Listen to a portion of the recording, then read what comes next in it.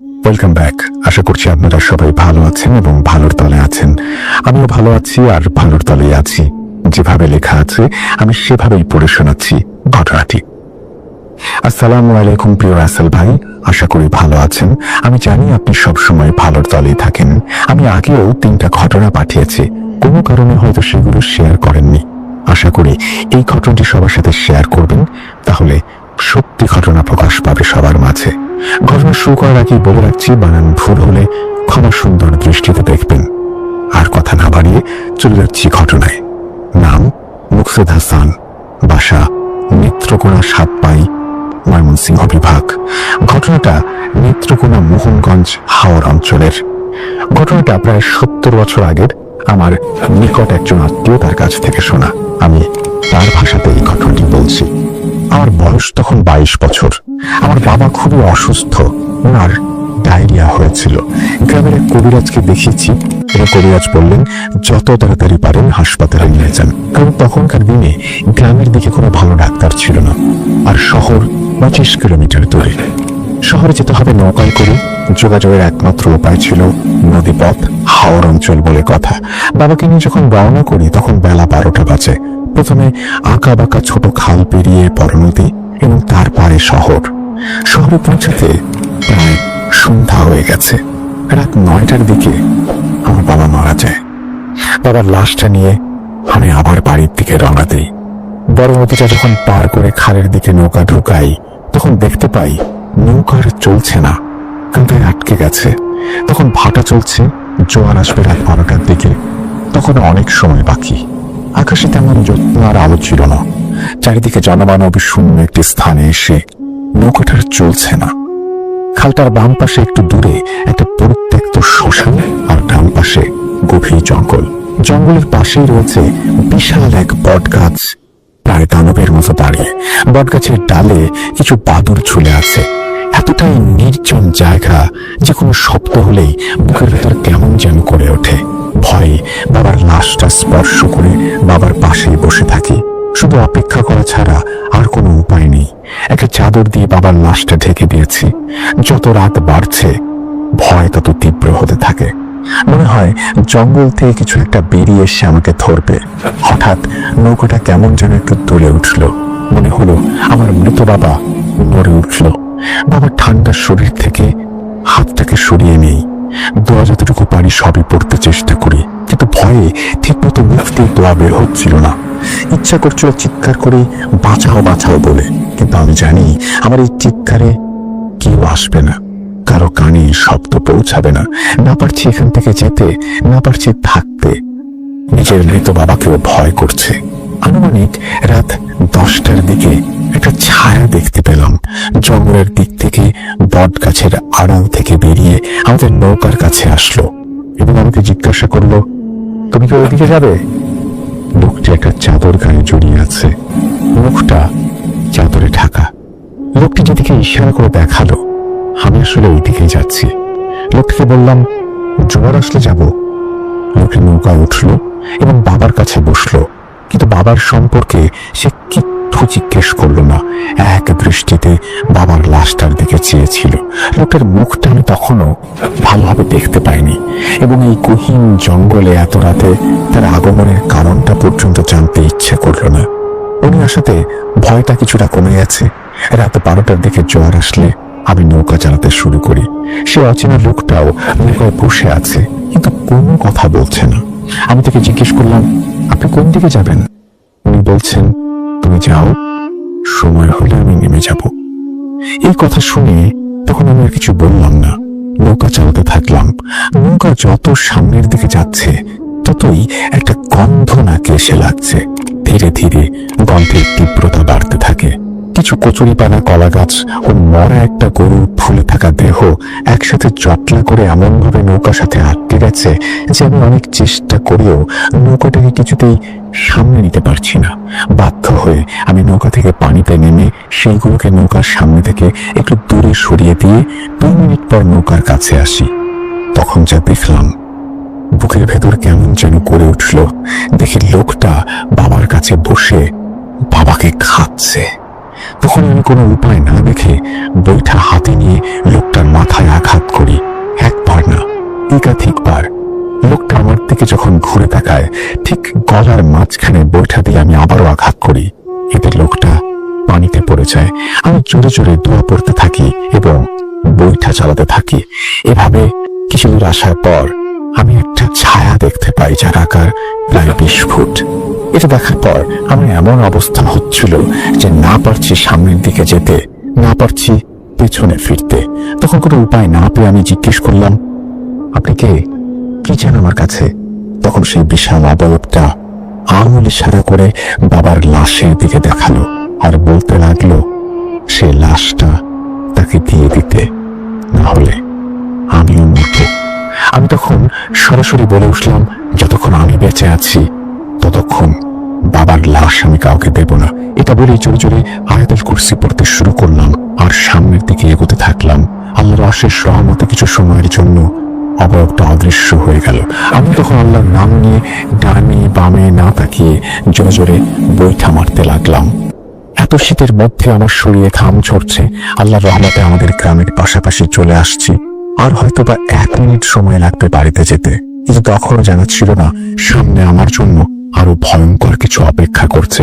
হঠাৎ করে আমি নৌকায় বাবার লাশের দিকে লক্ষ্য করে দেখি বাবার লাশটা পানির দিকে কিছু একটা টেনে নিয়ে যাচ্ছে। কিন্তু নৌকাতে আমি বা বাবার লাশ ছাড়া আর কেউ নেই। বুঝতে পারছি না কি হচ্ছে।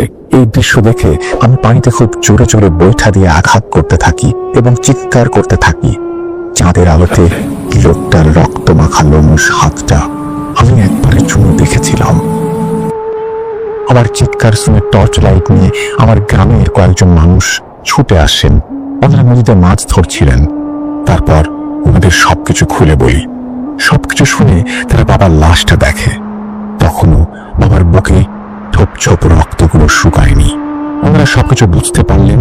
সবাই মিলে আমাকে তাদের বাড়িতে নিয়ে আসেন। পরদিন বাবার লাশ কবর দেওয়া হয়। ঘটনাটা এখানে শেষ হলেই পারত, কিন্তু 10 দিন পর আমার সাথে শুরু হয় আর এক ঘটনা। সারাদিন শুধু নদীর দিকে তাকিয়ে থাকি। আমার পাশ দিয়ে কেউ গেলেও তাদের খারাপ ভাষায় গালাগালি করি। এটা দেখার পর মা চাচাদের কাছে গিয়ে সব বলেন। মায়ের কথা শুনে 2 চাচা আমার কাছে আসেন। তখন আমি বড় চাচাকে এমন জোরে আঘাত করি যে চাচা অজ্ঞান হয়ে যান। এটা দেখে মেজো চাচা চিল্লাচিল্লি করে অন্য লোকদের ডেকে নিয়ে আসেন। সেখানে থাকা সবাই মিলে রাত 10টার দিকে আমার ছোট চাচা এবং আরো 2 জন, তারা পাশের গ্রাম থেকে এসেছিল, একজন কবিরাজ নিয়ে আসেন। কবিরাজ আমাকে দেখে বলেন, আল্লাহ, এই ছেলেকে তো জিন ভর করেছে। এই জিন আমার থেকে অনেক শক্তিশালী। এইটা বলে 2টা তাবিজ দিয়ে দেন এবং হাদিয়া হিসেবে 2000 টাকা নিয়ে যান। কবিরাজ চলে যাওয়ার 20 মিনিট পর তখন আমার হাত পা খাড়ের সাথে বাঁধা। কবিরাজ যখন আসছিল তখন আমি অজ্ঞান অবস্থায় ছিলাম। আমাকে অজ্ঞান অবস্থায় দেখে কবিরাজ এই কথাগুলো বলে গিয়েছিলেন। যখন আমার জ্ঞান ফিরল তখন আমি দেখলাম আমার হাত পা খাটের সাথে বাঁধা। সামনে দাঁড়িয়ে আছে 2 চাচা এবং আমার মা। তখন আমি মায়ের দিকে তাকিয়ে বলে উঠলাম, কিরে, কবিরাজকে নিয়ে আসছিলি কেন? ছেলেকে বাঁচাতে? এই কথা শুনে আমার চাচারা রীতিমতো ভয় পেয়ে গেল এবং ঘর থেকে বেরিয়ে গেল। আমাদের 2 গ্রাম পরে একজন বড় হুজুর ছিল। 2 চাচা মিলে সেই হুজুরের শরণাপন্ন হলেন। হুজুর সব বিস্তারিত শুনলেন। হুজুর বললেন, ঠিক আছে, আপনারা যান, কাল সকালে আমি আপনাদের বাড়িতে আসব। চাচারা যখন চলে আসবেন তখন হুজুর বললেন, আপনারা 2টা সরিষার তেলের বোতল, শুকনা মরিচ আর রসুন, মোমবাতি এবং 2টা আগরবাতি সংগ্রহ করে রাখবেন। হুজুরের কথা মতো চাচারা সবকিছু সংগ্রহ করলেন। কিন্তু হুজুরের সমস্যা থাকার কারণে সকালে আসতে পারেননি। ওনার সন্ধ্যা হয়ে যায়। হুজুর এসে আমার ছোট চাচাকে বলেন ঘরের মাঝখানে একটি গোল বৃত্ত আঁকতে এবং জায়নামাজ পেছাতে। হুজুরের কথা মতো সবকিছু করা হয়। আমাকে জায়নামাজে বসানোর পর হুজুর সবাইকে বলেন একটু দূরে গিয়ে দাঁড়াতে। তারপর হুজুর বৃত্তের চারপাশে আগরবাতি জ্বালিয়ে দিলেন এবং মোমবাতি একটি ছোট ইটের মধ্যে রেখে জ্বালিয়ে দিলেন। আমি তখন জায়নামাজে বসে হুজুরকে বলছি, এগুলো কেন করছিস? তুই কি ভেবেছিস এগুলো করলেই সব ঠিক হয়ে যাবে? আমাদের বেশ কিছুক্ষণ তর্ক চলল। হুজুর কিছু মরিচের গুঁড়া একটা বড় বাটিতে নিয়ে তার মধ্যে সরিষার তেল মিলিয়ে কিছু পরিমাণ তেল বোতলে রেখে দিলেন আর রসুনগুলো আমার মায়ের হাতে দিয়ে বললেন এইগুলো শিলপাটা দিয়ে ছেঁচে নিয়ে আসতে। তারপর হুজুর মনে মনে দোয়া পড়লেন, বাটিতে ফু দিলেন। বাটি থেকে তেল আর রসুন আমার কপালে লাগিয়ে তারপর কপাল ধরে রেখে কিছু একটা পড়তে থাকলেন। তখন হুজুরকে আমি অনেক কিছুই বলি। হুজুর তেলে ডোবানো একটা মরিচ হাতে নিলেন এবং তিনি সেই গন্ধ আমাকে শুকতে বললেন। তখন হুজুর আমাকে বলে উঠলেন, এবার সত্যি সত্যি বল, তুই কিভাবে আসলি, কেন আসলি? তখন আমি বাধ্য হয়ে, অর্থাৎ আমার ভেতরে থাকা জিন বাধ্য হয়ে সবকিছু বলে। আমি আমার ছেলের হত্যার প্রতিশোধ দিতে ধরেছি ওকে। তখন হুজুর বললেন, দেখ, সেদিন কি হয়েছে না হয়েছে সেটা আমি জানি না। এই ছেলে যদি ভুল করেও থাকে তাকে ক্ষমা করে দিতে হবে। তুই চলে যা, নাহলে তোকে আমি বন্দি করব। একটা পর্যায়ে সে চলে যেতে রাজি হয়, তবে দুটো শর্তের বিনিময়ে। তখন হুজুর বললেন, ঠিক আছে বল। তখন জিন বলেন, খালের পাশে দুটা পাঠা আর দুটা খাসি রেখে আসতে হবে। কিন্তু হুজুর বলেন, এরা গরিব মানুষ, এত কিছু কোথা থেকে পাবে? অনেক চাপাচাপির পর তারপরে তারা একটা পাঠাতে রাজি হয়। পরের দিন সন্ধ্যায় আমার চাচারা গিয়ে পাঠাটা বট গাছের নিচে রেখে আসেন। এটাই ছিল ঘটনা। ওই রাতটা ছিল আমার জীবনের সবচেয়ে ভয়ঙ্কর রাত, যে রাতের কথা আমি কোনোদিন ভুলতে পারবো না। ঘটনা যদি ভালো লাগে তাহলে পড়ে শোনাবেন। এই বলে তিনি তার ঘটনা শেষ করছেন। আমি এরকম অনেক লাশ খাওয়ার ঘটনা পাই। আপনারা কি এরকম শুনেছেন কখনো? মানে আমি শুধুমাত্র ঘটনা পড়েছি, বাট সরাসরি কেউ আমাকে বলেছেন এরকম ঘটেনি। হ্যাঁ বলেছেন, স্টোরি বলতে এসে বলেছেন, বাট এরকম কোনো কিছু আমার জানা নেই। যদি আপনাদের জানা থাকে, আমি আজিমপুর সম্পর্কে শুনেছি, আরো বিভিন্ন জায়গা সম্পর্কে শুনেছি, তবে অনেক রহস্যময় ঘটনা তো এই পৃথিবীতে ঘটে। যদি আপনাদের জানা থাকে অবশ্যই কমেন্ট সেকশনে জানান। যদি ঘটনা ভালো লাগে শেয়ার করুন সবার সাথে। আমরা চলে যাব আমাদের পরবর্তী ঘটনায়। হ্যালো রাসেল ভাই, আশা করি ভালো আছেন। প্রিয় লিসনার্স, আমি জয়ন্ত দাস চলে আসলাম আরো একটি সত্য ঘটনা নিয়ে আপনাদের মাঝে। রাসেল ভাই, আপনার মনে আছে কিনা জানি না, 2016 থেকে 17 সালে কোনো একটি এপিসোডে বাগেরহাটের কাটাখালী রোড নিয়ে একটা ঘটনা ভূত এফএমে শেয়ার করেছিলেন। ঠিক মনে পড়ছে না কোন এপিসোড হবে এটা। সেই কাটাখালী রোডের আরো একটি ঘটনা আমি আজ ভূত.com-এ শেয়ার করতে যাচ্ছি। আশা করছি ঘটনাটি ভালো লাগবে। প্রিয় লিসনারদের ভেতর যাদের বাসা খুলনায়, তারা হয়তো এই কবরস্থানটির সাথে পরিচিত আছেন। এই ঘটনাটি আমাকে শেয়ার করেছেন যার সাথে ঘটনাটি ঘটেছে তার ভাই রূপক। তিনি বর্তমানে যাত্রাপুর IFIC ব্যাংকে চাকরির সুবাদে আছেন। তার বড় ভাইয়ের নাম সৌরভ। প্রিয় লিসনার্স, আর কথা না বাড়িয়ে ঘটনায় যাচ্ছি। রাসেল ভাই, আমি সৌরভ ভাইয়ের ভাষাতে এই ঘটনাটি উপস্থাপন করছি, লেখার চেষ্টা করছি। অনিচ্ছাকৃত ভুলগুলো ক্ষমা সুন্দর দৃষ্টিতে দেখবেন। বলছেন সৌরভ ভাই, শীতকালের মাঝরাতে বাইক নিয়ে রওনা হয়েছি রামপাল থেকে খুলনায় নিজের বাড়ির উদ্দেশ্যে। আমার মোটর বাইকটা ফাঁকা রাস্তায় প্রচন্ড গতিতে ছুটে চলেছে। চোখ মুখের ওপর আঁচড়ে পড়ছে হিম শীতল বাতাসের ঝাপটা। ছোটন্ত বাইকে আমার কাছে শীতটা স্বাভাবিকের চেয়ে বেশি মনে হচ্ছে। আমার পরনে থাকা লেদারের জ্যাকেট, জিন্সের প্যান্ট ভেদ করে ঠান্ডা বাতাস সূচের মতো গায়ে দিচ্ছে। আমার পায়ে জুতো, হাত মোজা, মাথা, কান, গলা একটা উলের মাফলার দিয়ে পেঁচানো বলে কিছুটা কম লাগছে বাতাস। তা না হলে বোধহয় ঠান্ডায় জমে যেতাম। রামপালের ফয়লা বাজার খালার বাসা থেকে নিজের বাড়ি ফিরছি, প্রায় 40 থেকে 45 কিলোমিটারের পথ। আমার খালার বোনের বিয়ে ছিল সেই দিন। সেই বিয়েতে অংশগ্রহণ করতেই আমি সেখানে যাই। কথা ছিল রাত 10টার মধ্যেই বিয়ের অনুষ্ঠান শেষ হবে। গ্রামের বিয়ে বলে কথা, রাত 10টার জায়গায় রাত 1টা বেজে যায়। অনেক রাত হয়ে গেছে দেখে খালা বলেছে থেকে যেতে, আমি শুনিনি। অনেক লোকের ভিড়ে বিয়ে বাড়িতে রাত কাটানো মানে ঘুম হারাম করা, এটা নিশ্চিত। খালার বাড়ির কেউ আজ রাতে এক ফোঁটা ঘুমাতে পারবে না। এছাড়া কাল সকাল 9:30টায় আমার একটা ইম্পর্টেন্ট ক্লাস আছে। বিয়ে বাড়িতে থেকে গেলে সকালের ক্লাসটা মিস হয়ে যাবে। বিয়ে বাড়িতে সারাদিন অনেক হাসি তামাশা, মজা, ফুর্তি, ছোটাছুটি।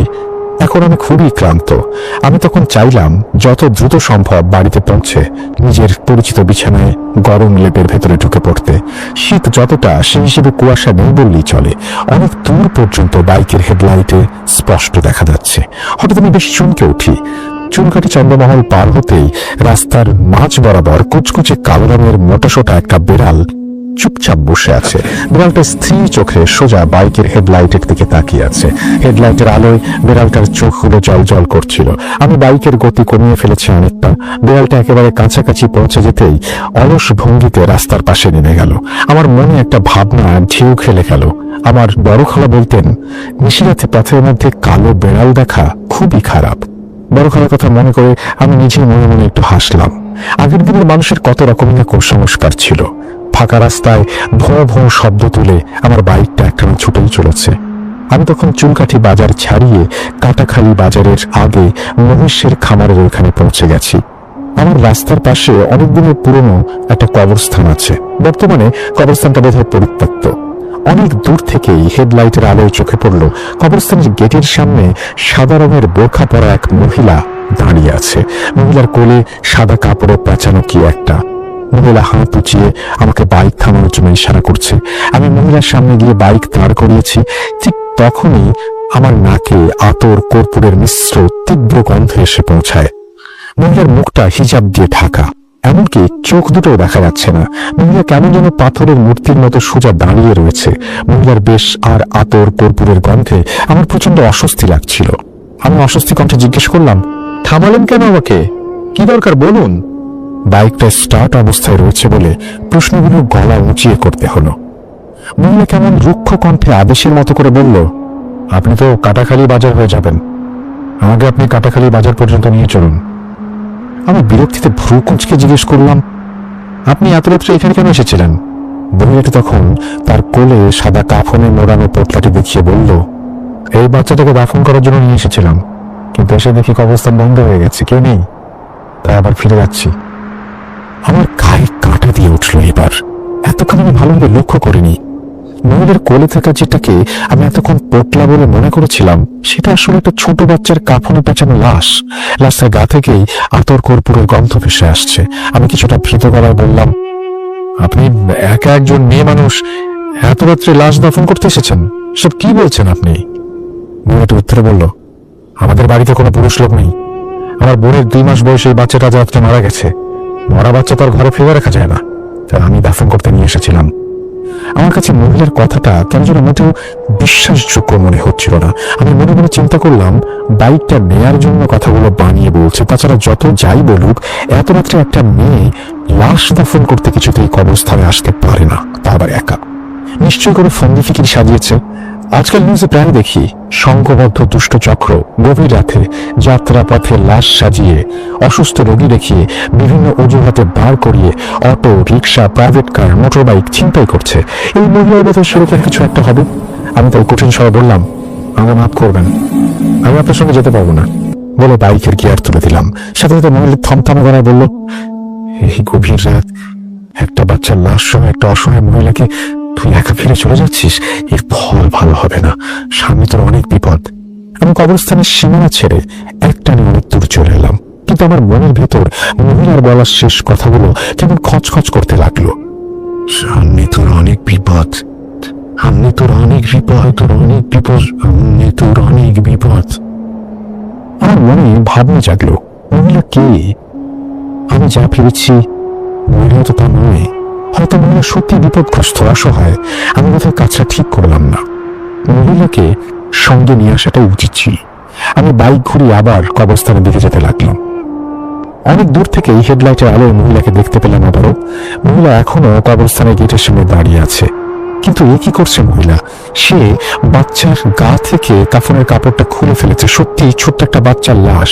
তবে বাচ্চাটা আজ রাতে মারা যায়নি, মারা গেছে অন্তত 2-3 দিন আগে। কারণ লাশটা কেমন থোড়া ফোলা ফ্যাকাশে। মহিলা কাপড়ের কাপড়টা সম্পূর্ণ খুলে ছুঁড়ে ফেলে দিল।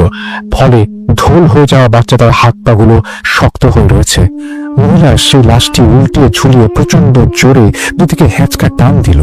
হ্যাঁচকা টানি লাশটির সংযোগ থেকে কাঁধ পর্যন্ত ছিঁড়ে আলাদা হয়ে গেল এবং এবার সেই মহিলাটি হিজাব খুলে ফেললো। তখন আমি ভয়ে থমকে দেখছি, কি করছে মহিলা?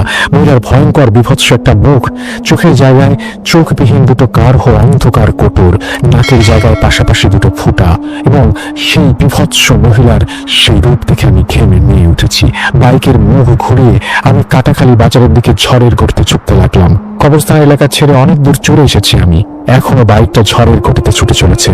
মনে হচ্ছে আমি যেন শূন্যে ভেসে চলেছি। আমি কিছুতে নিজেকে সামলাতে পারছিলাম না। আমি নিজেকে নিজে জিজ্ঞেস করলাম, আমি কি দৃশ্য দেখলাম?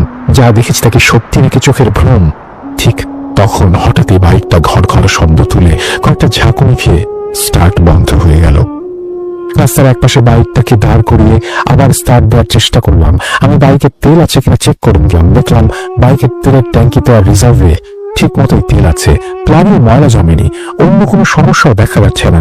সব ঠিক আছে, কিছুতেই বাইকটা শুধু স্টার্ট নিচ্ছে না। বাইকে কিকের পর কিক করে যাচ্ছে আমি, পা ব্যথা করছে।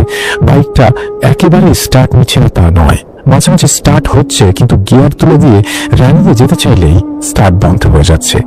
বাইকটা স্টার্ট হবার পর গিয়ার তুলে রানিং করতে গিয়ে যখন স্টার্ট বন্ধ হয়ে যাচ্ছে, ঠিক তখনই আমি বাইকের পেছনে নজর দেই। দেখতে পাই আমার বাইকের পেছনের চাকাটায় দুটো ছোট ছোট হাত টেনে ধরে রেখেছে চাকাটা। ছোট্ট বাচ্চার কোণী থেকে ছেঁড়া দুই ছিন্ন হাত। আমি বিভৎস চেহারার সেই মহিলাকে লাশটা ছিঁড়ে দুই ভাগ করতে দেখেছি। সেই মহিলা আমাকে পালাতে দেখে বাচ্চার লাশের দুই কোণই ছিঁড়ে রাস্তায় ফেলে দেয়। ঠিক তখনই কোনোভাবে এটি আমার চাকার সাথে আটকে যায়। বাইকের পেছনে আমি সেটা খেয়াল করিনি, এখন খেয়াল করছি। আমি স্টার্ট তুলে রানিং করতে চাইলেই সেখানেই হাত দুটোতে আটকে যাচ্ছে।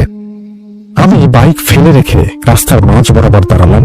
যদি এই পথে কোনো বাস, ট্রাক বা অন্য কোনো যানবাহন আসে, কাটাখালী বাজারের দিকে বা রূপসার দিকে যায়, সেটাকে থামিয়ে লিফট যাওয়ার উদ্দেশ্যে। নীরব নির্জন একটা রাস্তা, চারিদিক খাঁ খাঁ করছে। কৃষ্ণপক্ষের চাঁদ উড়ে গেছে। চাঁদের আলোয় রাস্তার দুপাশে যতদূর দেখা যায় ধুধু ফসলের ক্ষেত আর ইটের ভাটা। আমি পকেট থেকে মোবাইলটা বের করি, ফোন করে বাড়িতে জানাবো বাইক নষ্ট হয়ে গেছে। মোবাইল বের করে আমি অবাক হয়ে গেলাম, সেটা কখন পকেটে বন্ধ হয়ে গেছে। আমি অনেক টেপাটেপি করলাম, কিন্তু মোবাইলটা অন হলো না। বোধহয় চার্জ ফুরিয়ে গেছে, অথচ বিয়ে বাড়ি থেকে রওনা দেবার আগে ফুল চার্জ ছিল। আমার বুকের ভেতর এখন ধক ধক করছে। কি দৃশ্য দেখে এসেছি তাকে সহজে ভোলা যায়। এখানে এসে বাইক খারাপ হয়ে গিয়ে দুর্ভোগ আরো বেড়েছে। তার উপর মোবাইলটাও কাজ করছে না। আজ কপালে কত কি লেখা আছে কে জানে। নিজের উপরে যখন রাগ বাড়ছে, আমার কথাগুলো নিজে যে ভাবছি, অপেক্ষার অবসান ঘটিয়ে দূর থেকে দুটো হেডলাইটকে ছুটে আসতে দেখলাম। আমি সাথে সাথে গা ঝাড়া দিয়ে দুহাত তুলে যানটাকে থামানোর চেষ্টা করলাম। যানটা কাছে এসে দাঁড়ালো। দেখলাম একটা ট্রাকে একটা ড্রাইভার এবং ড্রাইভারের পাশের সিটে দুজন রোগা চেহারার হেল্পার বসে আছে। আমি অবাক হয়ে গেলাম। পাঞ্জাবি টুপি পরা ট্রাক ড্রাইভার ও হেল্পার সাধারণত দেখা যায় না আমাদের খুলনা শহরে। ড্রাইভার জানালা দিয়ে মাথা বের করে বলল, কি সমস্যা ভাই, গাড়ি থামালেন কেন? লোকটার গলার স্বরে যেন কেমন রুক্ষ একটা ভাব আছে। চোখ দুটো জবা ফুলের মতো লাল, পাথরের মতো স্থির চোখের মণি। মনে মনে ভাবলাম কোথায় নেশা টেশা করেছে। আমি অসহায় গলায় বলতে লাগলাম তাদের উদ্দেশ্যে, ভাই আপনারা কতদূর যাবেন? আমার বাইকটা নষ্ট হয়ে গেছে, আমাকে যদি সঙ্গে নিয়ে যেতেন। ড্রাইভার লোকটা তেমনি দুঃখ নিয়ে বলল, আমরা কাটাখালী বাজার পেট্রোল পাম্প হয়ে কুঠির বটতলার দিকে যাব। আমি বললাম, আমাদের কুঠির বটতলার পেট্রোল পাম্পের সামনে নামিয়ে দিলেই হবে। ড্রাইভার বললেন, ওঠেন। এই বলে ড্রাইভার হেল্পার দুজনের দিকে তাকালো। তোরা দুজনে যা, মোটরসাইকেলটা পিছনে উঠিয়ে নে। তারপরেই আমার দিকে তাকিয়ে বলল, আসেন আমার পাশে এসে বসেন। ট্রাক ছুটে চলেছে। ট্রাকের ড্রাইভারের সিটে বসে আছি আমি। ট্রাক ড্রাইভার, হেল্পার এদের সাথে কথা বলি। এদের সংস্পর্শে এসে বিভৎস দৃশ্য দেখে পাওয়া ভয়টা অনেকটাই কেটে গেছে আমার। অবশ্য এদের কাছে আমি সেই ভয়ানক দৃশ্যের কথা বলিনি। বললে এরা আবার আমার সম্পর্কে কি মনে করবে কে জানে। না বলাই ভালো। চলন্ত ট্রাকে ড্রাইভারের পাশের সিটে মাথা রেখে নিজের অজান্তে কখন ঘুমিয়ে পড়েছি। হঠাৎ ট্রাকটা থেমে যাওয়া আমার ঘুম ভেঙে গেল। আশেপাশে তাকিয়ে বোঝার চেষ্টা করতে লাগলাম আমি কোথায় এসে পৌঁছেছি। কুঠির বটতলায় পৌঁছায়নি, অন্য কোথাও। রাস্তার দুপাশে ঘন অন্ধকার। রাস্তার বাম পাশ ঘেঁষে ট্রাকটা দাঁড় করানো। আমি হতচকিত দৃষ্টিতে ড্রাইভারের দিকে তাকিয়ে বললাম, এখানে ট্রাক থামালেন কেন? ড্রাইভার কেমন কাটা কাটা গলায় বলল, ট্রাকের পেছনে একটা লাশ আছে, সেই লাশটাই কবরস্থানে দাফন করা হবে। আমি তো আতঙ্কিত গলায় থতমত খেয়ে গেলাম। লাশ? কবরস্থান? এর মানে কি? আপনাদের ট্রাকে লাশ এলো কোথা থেকে? ড্রাইভার আমার আতঙ্কিত চেহারা দেখে হাসি দিল। সেই হাসি দেখে আমার গা শিরশির করে উঠল, যেন কোনো মৃত মানুষের হাসি।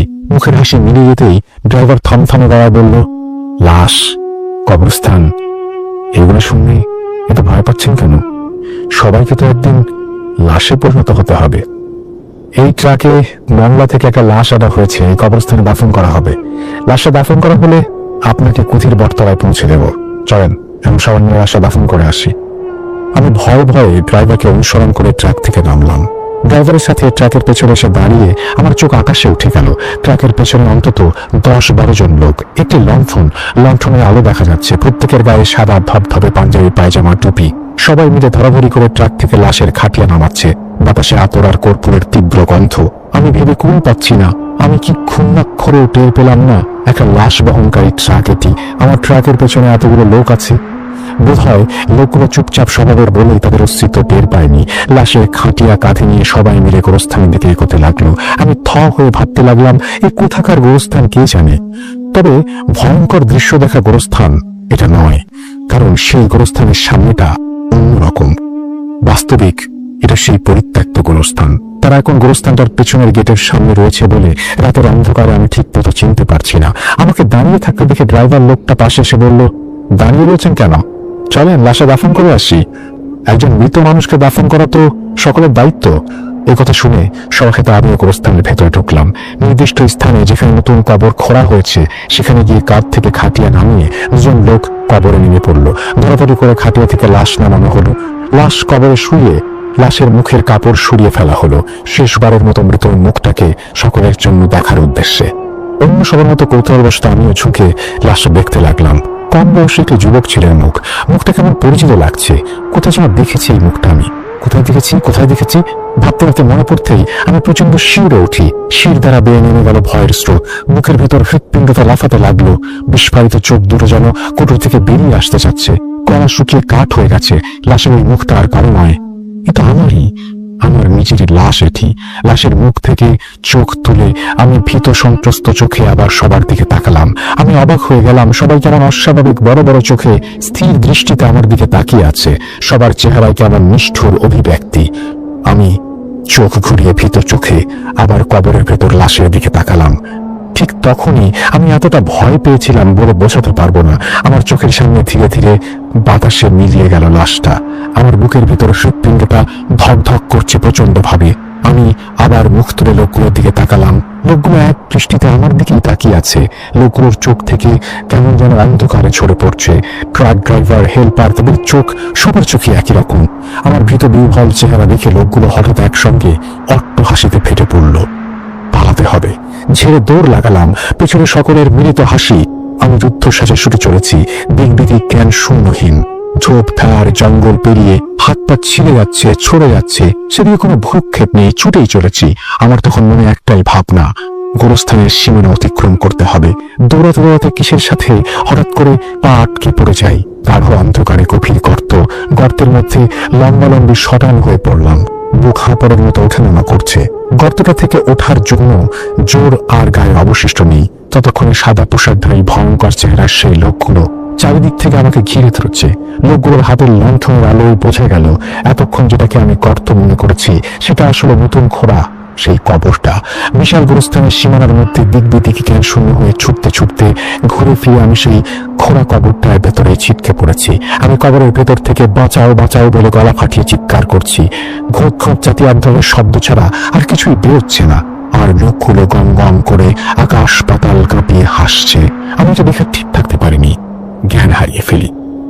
পরে যখন ঘুম ভাঙে সবাই বলে আমি আগে কবরস্থানের সামনে পড়েছিলাম। কিছু লোক সকালে আমাকে কবরস্থানের সামনে পড়ে থাকতে দেখে মোবাইল থেকে 2-3 নম্বরে কল দিয়ে, খালামণির নাম্বার ছিল সেখানে কল দিয়ে আমাকে বাসায় পাঠানো হয়। এইটুকু বলে রূপক তার বড় ভাই সৌরভের ঘটনাটি শেষ করে। আসল ভাই এখন থেকে নিয়মিত সত্য ঘটনাগুলো কালেক্ট করে ভূত.com শেয়ার করব। ঘটনাটি লিসনারদের সাথে শেয়ার করবেন। খুবই অস্বাভাবিক একটি ঘটনা এবং আমি জানি যে অনেকেরই এই ঘটনা বিশ্বাস করতে কষ্ট হবে। আমিও জানি না সত্য মিথ্যা, কিন্তু ঘটনাটি যিনি লিখেছেন তিনি বলছেন তিনি সত্য ঘটনা সংগ্রহ করে লিখছেন। বিচারের ভার আপনাদের ওপরে। আর কিন্তু যে আবহ তিনি তৈরি করেছেন আমার কাছে মনে হয়েছে যে দুটো ঘটনা একদিনে ঘটেছে, খুবই অস্বাভাবিক এটাই। তাছাড়া এই দুটো ঘটনা এরকম ধরনের ঘটনা আমরা এর আগেও পেয়েছি। এই ঘটনাগুলো ঘটে, কিন্তু একই সাথে দুটো ঘটনা কেন ঘটলো এবং পরবর্তীতে কোনো হুজুরের কাছে যাওয়া বা তার কাছ থেকে পরামর্শ নিলে হয়তো ব্যাপারটা আমাদের জন্য বুঝতে বা আরো ভাবতে সুবিধা হতো। যাই হোক, আমরা চলে যাব আমাদের পরবর্তী ঘটনায়। যেভাবে লেখা আছে আমি সেভাবেই পড়ে শোনাচ্ছি। আসসালামু আলাইকুম রাসূল ভাইয়া। ওয়ালাইকুম সালাম। তারপরে তিনি লিখছেন, আমি কামরুল চৌধুরী সিদ্ধেশ্বরী বিশ্ববিদ্যালয় থেকে মার্কেটিং বিভাগে অধ্যয়নরত। লিখছি ঢাকার রামপুরা থেকে। ব্যস্ততার কারণে স্টুডিওতে এসে ঘটনা শেয়ার করতে পারছি না, সেজন্য লিখছি। ঘটনাটি ভালো লাগলে পড়ে শোনাবেন। আজ আমি যে ঘটনাটি শেয়ার করব সেটি আমার এক বড় ভাইয়ের সাথে ঘটা একটি সত্য ঘটনা। আমার বড় ভাইয়ের নাম সাব্বির। আমার বাসার পাশেই তিনি থাকেন, সেই সূত্রেই তার সাথে পরিচয়।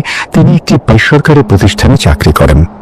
যেহেতু আমি জিনভূত সংক্রান্ত বিষয় নিয়ে বেশ কৌতূহলী, সেজন্য প্রায়ই জিন সংক্রান্ত ঘটনাগুলো কালেক্ট করতে ভালোবাসি। একদিন বিকেলে আমার সেই বড় ভাই সাব্বিরের সাথে চা খেতে খেতে জিন রিলেটেড কিছু বিষয় নিয়ে কথা বলছিলাম। তখন সাব্বির ভাই আমাকে বলল তার সাথে একটা ভয়ঙ্কর ঘটনা ঘটেছে। তখন আমি সাব্বির ভাইয়ের কাছ থেকে ঘটনাটি জানতে চাইলাম। সাব্বির ভাই বলতে শুরু করলেন, তুই তো জানিস আমার বাড়ি চট্টগ্রামে। আমার ইনকোর্স পরীক্ষা শেষে আমার নিজের বাড়িতে যাই কিছুদিনের জন্য। আমাদের বাড়িটি শহর থেকে একটু ভেতরে, আঁকা বাঁকা রাস্তা দিয়ে অটোতে করে আমাদের বাড়িতে যেতে হয়। পরীক্ষা শেষে বাড়িতে যাওয়ার পর প্রথম দিন বেশ ঘোরাঘুরি করলাম। আমার এক চাচাতো ভাই আছে, তার নাম রবিন। রবিন আমার থেকে 9 মাসের ছোট। আমরা একসাথেই বড় হয়েছি, তাই একে অপরকে নাম ধরেই ডাকি। আমি বাড়িতে গেলে রবিনের সাথে বেশিক্ষণ সময় কাটাই। একদিন আমি আর আমার চাচাতো ভাই রবিন বিকেলে ঘুরতে বের হলাম। কিছু সময় হাঁটার পর আমরা একটা মাঠের পাশ দিয়ে হাঁটছিলাম। মাঠের পাশে বেশ ঘন গাছপালা এবং একটি পুকুর ছিল। জায়গাটা দেখতে বেশ সুন্দর। হাঁটতে হাঁটতে আমি হোঁচট খেয়ে পড়ে গেলাম। আমি নিচের দিকে তাকালাম, এটা দেখার জন্য যে কিসের সাথে হোঁচট খেলাম। দেখলাম কিছু একটা মাটি থেকে কিছুটা উপর হয়ে আছে, মানে অর্ধেক মাটির ওপরে বাকি অর্ধেক বাইরে। আমি কৌতূহল বশত জিনিসটা কি দেখার জন্য সেটা মাটি থেকে টেনে তুলি। রবিন সামনে হাঁটছিল, সে পেছনে ঘুরে বলল, কিরে কি করছিস? আমি বললাম, এই যে দেখ এটা কি। রবিন বলল, এইটা তো একটা বোতল, এইটা তুই কোথায় পাইলি? আমি বললাম, এই যে মাটি থেকে টেনে তুললাম। বোতলটি কাঁচের ছিল, দেখতেও বেশ সুন্দর ছিল, মাঝারি সাইজের, কিন্তু বোতলটির গায়ে মাটি লেগেছিল আর কিছুটা বাজে গন্ধ আসছিল। হঠাৎ রবিন আমার হাত থেকে বোতলটা নিয়ে ছুঁড়ে মারে আর বোতলটি একটি গাছের সাথে লেগে ভেঙে যায়। আমি রবিন দুজনে খেয়াল করলাম বোতলটা থেকে হালকা সাদা রঙের ধোঁয়া বের হচ্ছে। আমি রবিনকে বললাম, দেখ বোতল থেকে ধোঁয়া বের হচ্ছে। রবিন বলল, ভাবতে অনেকদিন মাটির নিচে চাপা ছিল সেই জন্য হয়তো। আমিও ভাবলাম রবিন হয়তো ঠিকই বলছে। তারপর সন্ধ্যা আসছে, আমরা দেখলাম এবং মাগরিবের আজান দিচ্ছে পাশে মসজিদ। আমরা মসজিদ থেকে নামাজ পড়ে বাসায় চলে এলাম। আমার রবিনের বাসা প্রায় পাশাপাশি, 2 থেকে 3 মিনিট সময় লাগে একজনের বাসা থেকে আরেকজনের বাসায় যেতে। আমি রাতে বাসায় সবার সাথে টিভি দেখছিলাম আর গল্প করছিলাম। এরপর খাওয়া দাওয়া শেষে আমি শুয়ে পড়ি। শুয়ে শুয়ে আমি ফেসবুকিং করছিলাম। হঠাৎ আমার নাকে কেমন একটা বাজে গন্ধ অনুভব করলাম। আমি ভাবলাম হয়তো আশেপাশের কোনো পচা জিনিস থেকে গন্ধ আসছে, তাই সেদিকে খেয়াল বাদ দিয়ে আমি আবার ফেসবুকিং করতে লাগলাম। হঠাৎ আমার পায়ে ঠান্ডা শীতল হাতের স্পর্শ অনুভব করলাম এবং আমি চমকে উঠলাম। কারো হাতের আঙুল দিয়ে আমার পায়ে স্পর্শ করছে কেউ, এটা আমি অনুভব করলাম। কিন্তু আমার রুমে তো আমি ছাড়া কেউ নেই, তাহলে কে স্পর্শ করল? বারবার সেই চিন্তাটাই করছিলাম। আমি শোয়া থেকে উঠে লাইট জ্বালালাম, কিন্তু কিছু দেখতে পেলাম না। মনের ভুল ভেবে আবার শুয়ে পড়লাম। হঠাৎ করে মাঝরাতেই আমার ঘুম ভেঙে যায়। মনে হলো কেউ আমাকে টেনে বালিশ থেকে নিচে ফেলছে। এবার বেশ ভয় পেয়ে যায়। আমি চুপ করে গুটিসুটি মেরে শুয়ে থাকলাম, কিন্তু আমার ঘুম আসছিল না। কিছুক্ষণ পর আমি আবার অনুভব করি আমার পা ধরে আমাকে টানছে নিচের দিকে। আমি আস্তে করে ঘাটটা ঘুরিয়ে দেখার চেষ্টা করছিলাম, কি এটা? অন্ধকারে যতটুকু বোঝা যাচ্ছিল দেখলাম একটা ছায়া মূর্তি আমার পায়ের কাছে দাঁড়িয়ে আছে এবং বেশ লম্বা। ওই ছায়া মূর্তিটাই তার হাত দিয়ে আমার পায়ের নিচের দিকে টানছিল। এটা দেখে আমি চিৎকার দিয়ে এক দৌড়ে আম্মুর রুমে চলে যাই। তখন আব্বু লাইট জ্বালিয়ে দেয় এবং বলে আমি কোনো খারাপ স্বপ্ন দেখেছি কিনা, কিন্তু আমি বোঝাতে পারলাম না সেটা কোনো স্বপ্ন ছিল না। যাই হোক, সে রাতে আর ঘুম আসলো না। এরপর মাঝখানে একদিন তেমন কোনো সমস্যাই হয়নি। এরপর একদিন রাতে আমি ঘুমাচ্ছিলাম। রাত আনুমানিক 2:35 দিকে আমার ওয়াশরুমে যাওয়ার প্রয়োজন হয়। যেহেতু আমার পাকা বাসা, তাই ওয়াশরুম আমাদের ডাইনিং রুমের পাশেই ছিল। বলে রাখা ভালো, আমার ওয়াশরুমের সামনাসামনি একটা বড় আয়না ছিল। আমি ওয়াশরুম সেরে দরজা খুলে যেই বের হলাম, দেখলাম সেই ছায়া মূর্তিটি আমার সামনে দাঁড়িয়ে ঠিক আয়নার ভেতরে। স্পষ্ট দেখতে পাচ্ছি ছায়া মূর্তির একটা হাত পেছনে আর একটা হাত সামনে। ভয়ে আমি থ হয়ে দাঁড়িয়ে আছি। আমার পুরো শরীর অবশ হয়ে আসছিল। আমি শরীর নাড়াতে পারছিলাম না। হঠাৎ করে আয়নার ভেতর থেকে কালো একটা হাত এসে আমার গলা টিপে ধরে। আমি নিঃশ্বাস নিতে পারছিলাম না, আর আমি সেখানেই অজ্ঞান হয়ে যাই। কত সময় আমি বাথরুমে অজ্ঞান হয়ে পড়েছিলাম জানি না। চোখ মেরে দেখি আমি বিছানায় শুয়ে আছি, পাশে আমার বাবা মা বসে আছে। আমি চোখ খুলে বললাম, আমি এখানে কিভাবে এলাম? তখন আম্মু বলল, সকালে আমি ফজরের নামাজ পড়তে উঠেছিলাম, ওয়াশরুমে যেতে দেখি তুই দরজার সামনে অজ্ঞান হয়ে পড়ে আছিস। আমি আর তোর আব্বু মিলে ধরাধরি করে তোকে বিছানায় নিয়ে আসি। এরপর তোর ডাক্তার আঙ্কেলকে কল দিয়ে আনি, আর 3 ঘন্টা পর তোর জ্ঞান আসলো। এরপর আমি আমার সাথে ঘটা ঘটনা খুলে বললাম আব্বু আম্মুকে। একটু পর রবিন আর তার বাবা আমাদের বাসায় আসেন আমাকে দেখতে। তখন আমার মুখ থেকে এইসব ঘটনা শুনে রবিনের বাবা বলেন, একদিন আগেই তো রবিনের সাথে ভয়ঙ্কর একটা ঘটনা ঘটেছে। একদিন জ্বর ছিল রবিনের। তখন আমার আম্মু রবিনকে বললেন, রবিন, তোমার সাথে কি ঘটেছিল বলো আমাদেরকে। রবিন বলল, আমি রাত 10টার দিকে বন্ধুদের সাথে আড্ডা দিয়ে বাসায় ফিরছিলাম। হঠাৎ রাস্তার ধারে দেখলাম বয়স্ক একজন মানুষ বসে আছেন। আমি ওনাকে সালাম দিলাম আর বললাম, চাচা, এত রাত্রে এখানে বসে বসে কি করছেন? বয়স্ক লোকটি বলল, বাবা, আমি বিকেলে বাজারে গিয়েছিলাম, আস্তে আস্তে এসব পার হয়ে গেছে। আমি হাঁটতে হাঁটতে ক্লান্ত হয়ে গেছি, আর রাস্তাটাও ভুলে গেছি। কাউকে রাস্তায় দেখছিলাম না, তাই বসে আছি বাবা। আমি লোকটিকে বললাম, চাচা, আপনি কোন দিকে যাবেন? লোকটি ইশারায় বলল, বাম দিকের যে রাস্তাটা আছে সেই দিকে যাব। এবং বয়স্ক লোকটি বলল, বাবা, আমাকে একটু আগিয়ে দিয়ে আসবা। আমিও ভাবলাম ঠিক আছে, লোকটি এত করে যখন বলছে একটু এগিয়ে দিয়ে আসি। যেই ভাবা সেই কাজ। আমি লোকটির একটা হাত ধরলাম, আর লোকটি তার লাঠিটি অন্য হাতে ধরলো। যখন যাওয়ার পর অনুভব করলাম আমি যে লোকটির হাত ধরে আছি, ওনার হাত অসম্ভব রকমের ঠান্ডা। কোনো মানুষের হাত এতটা ঠান্ডা হওয়ার কথা না। তবুও মনে মনে ভাবলাম, বয়স্ক মানুষের জন্যই হয়তো। চাঁদনি রাত ছিল, চাঁদের আলোয় আশেপাশে সবকিছু স্পষ্ট বোঝা যাচ্ছিল, তাই লাইট জ্বালানোর প্রয়োজন মনে করলাম না। হাঁটতে হাঁটতে লোকটাকে আমি কিছু কথা জিজ্ঞেস করি, কিন্তু লোকটা আমার কোনো কথারই উত্তর দিচ্ছিল না। উনি নিজের মতো করে হাঁটছে। কিছু দূর যাওয়ার পর আমি বললাম, চাচা, আর কত দূর?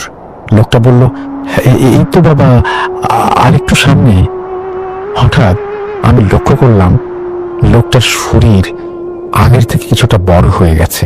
আমি মনে মনে বললাম, আরে, কিছুক্ষণ আগে তো লোকটা নিয়ে হাঁটছিল, এখন দিব্যি সোজা হয়ে হাঁটছে কিভাবে? আমি আরো একটা জিনিস ভালোভাবে খেয়াল করছিলাম, লোকটার কোন ছায়া মাটিতে দেখা যাচ্ছিল না। এটা দেখে আমি কিছুটা ভয় পেয়ে যাই, কিন্তু তখনও বুঝতে পারিনি এটা প্যারানর্মাল কিছু।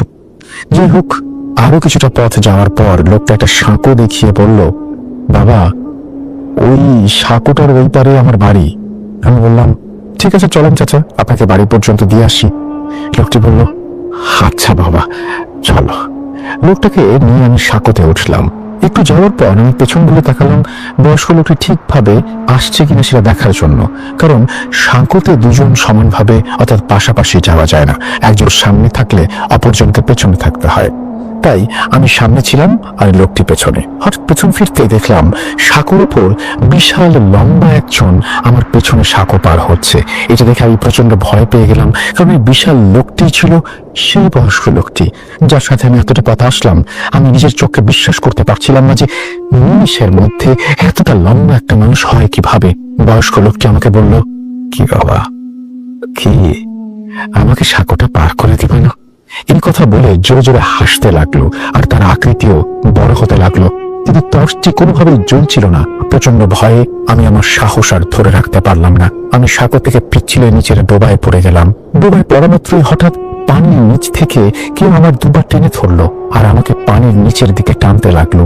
সাঁকোর নিচে একটা খুঁটি ছিল পাশের, আমি শক্ত করে খুঁটিটা ধরেছিলাম 2 হাত দিয়ে, কোনোভাবেই ধরে রাখতে পারছিলাম না। বারবার আমার হাত পিছলে যাচ্ছিল। আমি মনে মনে আল্লাহর নাম নিতে থাকি আর মনে মনে যে সূরা মনে আসে সেই সূরাই পড়তে থাকি। হঠাৎ আমি অনুভব করলাম আমার পাটা ছেড়ে দিয়েছে পানির নিচ থেকে। আমি কোনো মতে সাঁতরে পানিতে উঠলাম। তারপর প্রচন্ড ভয় ও ভেজা কাপড় নিয়ে দৌড়াতে দৌড়াতে বাসায় এসে অজ্ঞান হয়ে যাই। জ্ঞান আসার পর অনুভব করলাম শরীরে প্রচন্ড ব্যথা, গায়ে জ্বর। আব্বু বলল, কাল রাত 11:50 দিকে তুই বাসার সামনে এসে তোর মাকে জোরে জোরে ডাকছিলি। তোর আওয়াজ শুনে আমি আর তোর আম্মু দরজা খুলতেই তুই অচেতন হয়ে পড়ে যাস। কাল রাতে কি হয়েছিল তোর সাথে? তারপর আমি আব্বুকে সব ঘটনা খুলে বললাম। আর আজ সকালে খবর পেলাম সাব্বির নাকি রাতে বেহুশ হয়ে গেছে, তাই হন্তদন্ত হয়ে ছুটে আসলাম। এরপর আমার আব্বু আমাদেরকে এলাকার মসজিদের ইমাম সাহেবের কাছে নিয়ে আসেন। ইমাম সাহেব সমস্ত ঘটনা শোনার পর বলেন, আপনাদের সন্তানের উপর খারাপ কিছু খুবই শক্তিশালী এক জিনের বদনজর পড়েছে। ওরা যে কাঁচের বোতলটি ভেঙেছিল, হতে পারে তার মধ্যে জিনটি বন্দী ছিল, আর এই কারণেই তাদের সাথে এসব ঘটনা ঘটছে। আপনারা চিন্তা করবেন না, আমি রুকাইয়া করে আপনাদের বাসাটা বন্ধ করে দিচ্ছি। ইনশাআল্লাহ কোনো ধরনের সমস্যা হবে না। এরপর ইমাম সাহেব তার রিচুয়ালের মাধ্যমে আমাদের ও রবিনের বাসা বন্ধ করে দেয়, যাতে জিনটি আমাদের বাসায় প্রবেশ করতে না পারে। এরপর আমাকে আর রবিনকে কিছু আমল দেন, 5 ওয়াক্ত নামাজ নিয়মিত পড়তে বলেন। এরপর থেকে এখন পর্যন্ত ইনশাআল্লাহ আমাদের আর কোনো সমস্যা হয়নি। এটাই ছিল সাব্বির ভাইয়ের সাথে ঘটা একটি সত্য ঘটনা। ঘটনাটি কেমন ছিল অবশ্যই জানাবেন। রাসেল ভাইয়া, আপনার এবং ভূত.com-এর লিসেনারদের জন্য রইল অনেক অনেক শুভকামনা ও ভালোবাসা। ভূত.com দীর্ঘজীবী হোক। আল্লাহ হাফেজ। এই বলে তিনি তার ঘটনা শেষ করেছেন। আশা করছি এই ঘটনাটা আপনাদেরও ভালো লেগেছে। যদি ভালো লাগে অবশ্যই আমাদের জানাবেন, যদি ভালো না লাগে সেটা আমাদের জানাবেন। আমার কাছে খুব ইন্টারেস্টিং লেগেছে প্রত্যেকটা মুহূর্ত। সুতরাং সত্যি আপনি এই ঘটনার হাত ধরে ভয় রাজি হারিয়ে যেতে পারেন। ক্ষতি কি? আমরা চলে যাব আমাদের পরবর্তী ঘটনা। যেভাবে লেখা আছে আমি চেষ্টা করছি সেভাবেই আপনাদের পড়ে শোনাতে। আসসালামু আলাইকুম প্রিয় রাসেল ভাই, কেমন আছেন? অবশ্য আল্লাহর রহমতে আপনি সবসময় ভালো থাকেন। আমি আয়ান, আমি ঢাকা জেলার দোহার থানার একটি গ্রামে থাকি। আমি বর্তমানে সৌদি আরবে আছি, তাই আমার পক্ষে সে ঘটনা বলা সম্ভব নয়। আর যে ঘটনাটি আমি শেয়ার করব, ভালো লাগলে অবশ্যই আপনি ভূত.com-এর সাথীদের সাথে শেয়ার করবেন। আর হ্যাঁ, আগেও বলে রাখি, লেখায় ভুল হলে ক্ষমা করবেন। আমি আজ যে ঘটনাটি বলতে যাচ্ছি তা আমার এক বান্ধবীর সাথে চলমান ঘটনা। তার নাম প্রকাশ না করার অনুরোধ রয়েছে। আমার বান্ধবী যেভাবে বলেছে ঠিক সেভাবে শুরু করছি। হঠাৎ একদিন মাহি আমাকে কল দিল। আয়ান, কেমন আছিস? আলহামদুলিল্লাহ ভালো। তোর কি খবর? তোর তো কোনো খোঁজ খবরই নেই। বেঁচে আছি, এটাই বেশি। কথা শুনি আমি কিছু বলতে না বলতেই মাহি বলে উঠল, শোন, তোর সাথে আজকে আমার অনেক কথা আছে। বলে মাহি বলতে শুরু করলো, তুই তো জানিস আমার বিয়ে হচ্ছিল না। আল্লাহর রহমতে আমি এত সুন্দর হওয়ার পরেও বিয়ে হচ্ছিল না। যাই হোক, প্রথম ভাবতাম এমনি কিছু হয়নি। এরপর 22/7/2021 ফাইনালি আমার বিয়ে হয়। প্রথমত বিয়ের পর নতুন জীবন সুখেরই ছিল। কিছুদিন যেতে না যেতেই শুরু হলো বিষাক্ত এক অধ্যায়। কি জন্য বলছি পুরো কথা শুনলে বুঝতে পারবি। 3/11/2021 ঘটনার প্রথম দিন আমার প্রচন্ড মাথা ব্যথা। সন্ধ্যা হলেই মাথা তুলে রাখতে পারি না, উঠাতে পারি না। যাই হোক, তোর দুলা ভাই আমাকে ডাক্তার দেখিয়ে ওষুধ নিয়ে আসে। তারপর আবার সব স্বাভাবিক হয়ে যায়। এরপর 2-3 দিন আর তেমন কোনো সমস্যা নেই। 8/11/2021 আবার সেই মাথা ব্যথা। এবার ওষুধে কাজ হচ্ছে না, এভাবেই কেটে যাচ্ছে। 17/11/2021 আমার সন্ধ্যা হলেই মাথা ব্যথা এখন আবার নতুন ভাবে শুরু হয়। শ্বশুর শাশুড়ি আর নিজের জামাইয়ের উপর একটা অত্যাচার। কি ভাবছিস হঠাৎ করে এই কথা কেন বললাম? শোন, আমাদের বিয়ের শুরুর দিকটা থেকেই আমার জামাই আমাকে অনেক পছন্দ করত। শুরুটা ভালো লাগলেও আস্তে আস্তে 2-3 মাস যেতে না যেতেই আমার জামাই আমার শাশুড়ি কেমন যেন হয়ে উঠলো। কথায় কথায় বকাবকি, এমনকি একদিন গায়ে হাত পর্যন্ত উঠালো। যাই হোক, আমার সাথে কি হতে চলেছিল আমি জানি না। এভাবে আমার সাথে 3/1/2022 পর্যন্ত চলতে থাকে। এরপর আমি অনেক অসুস্থ হয়ে পড়ি, তাই আমাকে নিয়ে হাসপাতালে ভর্তি করা হয়। ডাক্তার আমাকে দেখে তেমন কোনো সমস্যা নেই বলে দেয়, আমার শরীর অনেক দুর্বল এটাই বলে। যাই হোক, আমি বাসায় চলে আসি। দুদিন পর আগের মতোই মাথা ব্যথা, আমার জামাই বকাবকি, মারধর, এভাবেই 13/1/2022 পর্যন্ত চলে। আর হ্যাঁ, ভুলে গেছি, এর মাঝে আমার মা আমাকে নিতে আসলেও তাকে নানা অজুহাতে ফিরিয়ে দেয়া হতো। অবশেষে একদিনের জন্য মা এসে অনেক কষ্টে আমাকে নিয়ে গেল 14/1/2022। যাওয়ার পর আমি মাকে সবকিছু খুলে বললাম। মা এই ব্যাপারে বাবার সাথে কথা বলে আমাকে রাতে জানাবেন বলল। তারপর হঠাৎ বিকেলে আমার বড় দাদু আমার বাসায় আসলো, আমি বাসায় আছি শুনে। এরপর দাদু আমাকে দেখে বলে উঠল, তোর চেহারা কি হাল হয়েছে? জিজ্ঞেস করতে করতে মা এসে পড়ল। মা দাদুকে সালাম দিয়ে বলল, বাবা বসেন, চা করে আনি। চা নিয়ে আসতেই দাদু বলে উঠল, তোর মেয়ের উপরে নজর আছে, তুই ভালো করে কোনো হুজুর দেখা। তারপর মা উঠে বলল, কি বলেন বাবা? দাদু বলল, দেখ তোর মেয়ের চেহারার কি অবস্থা, তাছাড়া মাহি সুন্দর চেহারার অধিকারী, আর এখন কি তার চেহারা হয়েছে। মাহিকে আমি টিকিটপুরের এক হুজুরের নাম্বার দিচ্ছি, ওইখানে যা। এই বলে নাম্বারটা দিয়ে দাদু চলে গেল। এর পর দিন আমার জামাই আমাকে নিতে আসছিল, কিন্তু আমার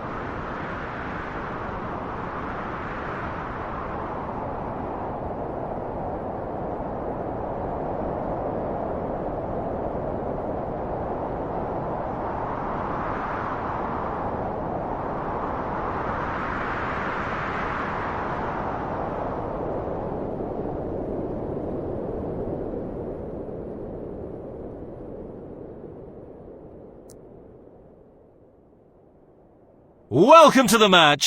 This is a crucial win game for both teams.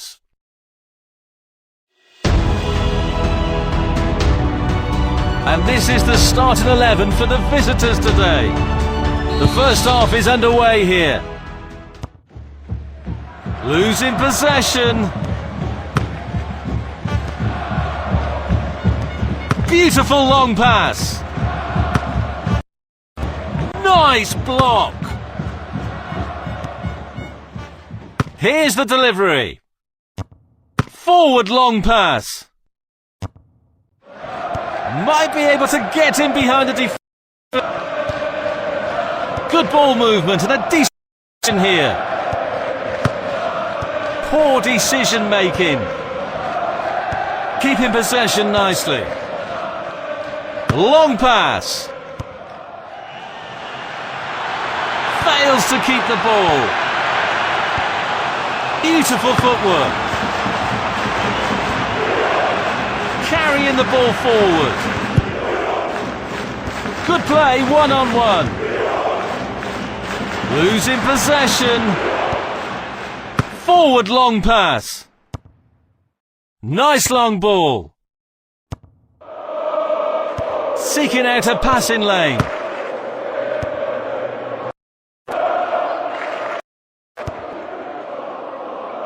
Looking for options. Position at the back post. It's the moment! Yes, it is!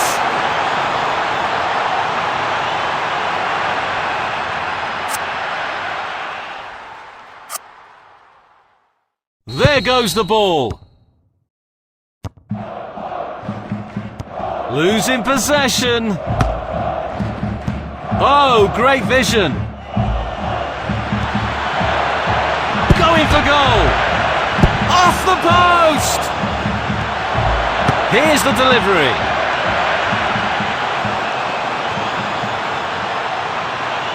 Crossing in from the corner.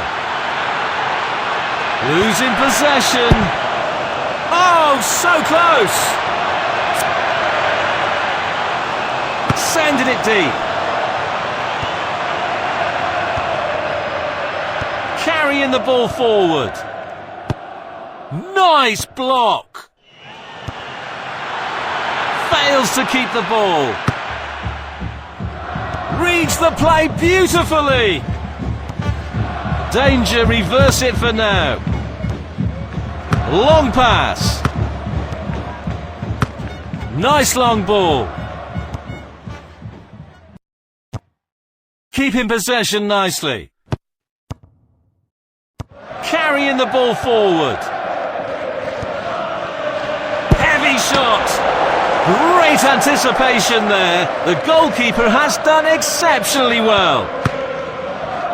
Oh, great vision. Both teams played well in the first half. The second half is going.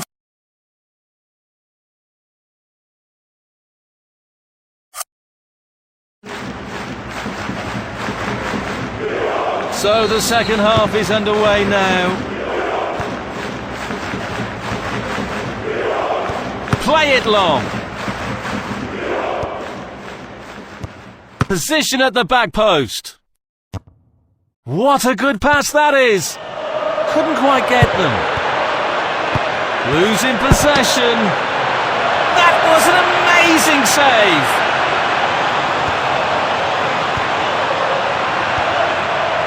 Fails to keep the ball.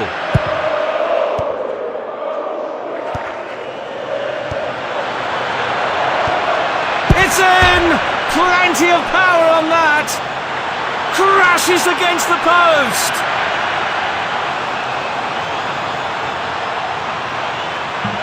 Trying to find the target man. Losing possession. Knocks it towards to the... Pushing it forward.